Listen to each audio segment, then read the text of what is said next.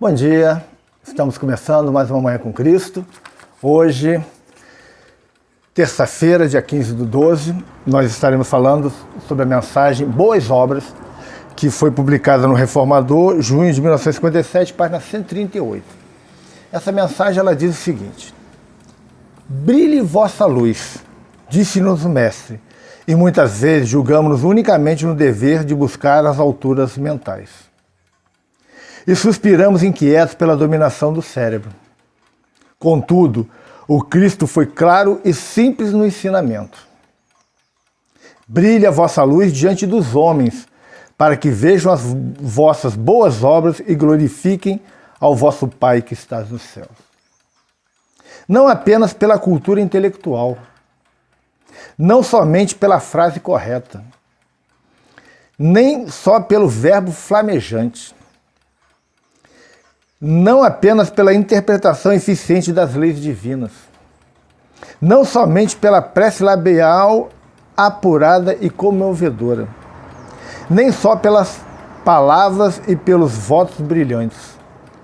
É indiscutível que não podemos menosprezar a educação da inteligência, mesmo porque a escola, em todos os planos, é a obra sublime com que nos cabe honrar o Senhor. Mas Jesus, com a referência, convidava-nos ao exercício constante das boas obras, seja onde for, pois somente o coração tem o poder de tocar o coração. E somente aperfeiçoando os nossos sentimentos conseguiremos nutrir a chama espiritual em nós, consoante o divino apelo. Com o amor estimularemos o amor. Com a humildade geraremos a humildade. Com a paz em nós, ajudaremos a construir a paz dos outros. Com a nossa paciência, edificaremos a paciência alheia. Com a caridade em nosso passo, semearemos a caridade nos passos do próximo. Com a nossa fé, garantiremos a fé ao redor de nós mesmos. Atendamos, pois, ao nosso próprio burilamento, porquanto apenas contemplando a luz das boas obras em nós é que os outros estarão no caminho das boas obras, glorificando a bondade e a sabedoria de Deus. O Emmanuel aqui ele coloca uma coisa bem interessante, né? Que é no que diz respeito às obras, né? Brilhe a vossa luz para que as nossas boas obras sejam vistas pelos outros e glorificadas. E Deus seja glorificado por causa disso. Nós temos que ser exemplo de atitudes no campo do Evangelho, gente. Não adianta a gente ficar querendo fazer propaganda apenas através do verbo. O verbo ele é muito importante para passar ensinamento, passar conhecimento, passar várias coisas. Mas só o exemplo consegue arrastar o indivíduo. Só o exemplo consegue levar o indivíduo a vencer os obstáculos da vida. Enquanto não olharmos para isso, enquanto não enxergarmos isso no outro, enxergarmos isso na vida, a gente não vai vencer, a gente não vai mudar, vamos continuar na mesmice, vamos continuar sendo o que somos. Precisamos mudar o mundo. Precisamos mudar a nós mesmos antes que o mundo seja mudado. Porque nós fazemos parte desse mundo e a mudança desse mundo passa necessariamente pela mudança interior de cada um de nós. O Emmanuel vai falando aqui, não apenas pela cultura, ele fala, brilhe a vossa luz diante dos homens, né, para a glorificação do nosso Pai que está no céu, mas ele fala assim, não apenas pela cultura intelectual, que tem pessoas que estudam, se tornam extremamente cultas e acham que isso vai fazer com que o mundo glorifique Deus. E não é por aí. Não somente pela frase correta, um português apurado, saber falar corretamente. Estamos ainda no campo do verbo, não das ações. Não somente pelo verbo flamejante, aquele verbo que incendeia, que não é só isso, não é só. Ele funciona, mas não só.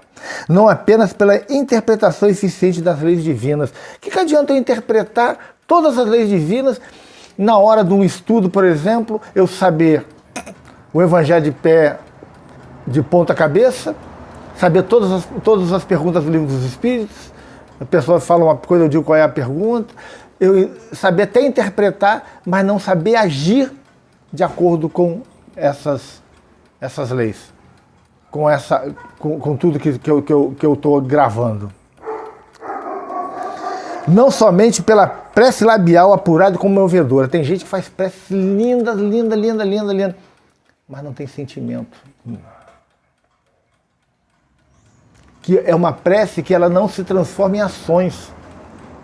E a maior prece que tem é a ação, é a caridade, gente. Do que adianta?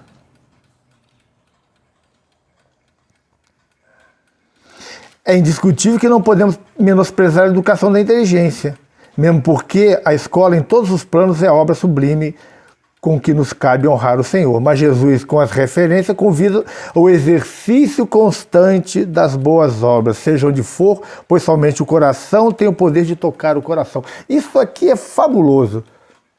Só o coração toca o coração. E o coração, ele se comunica com o outro coração através de atitudes e não de verbo.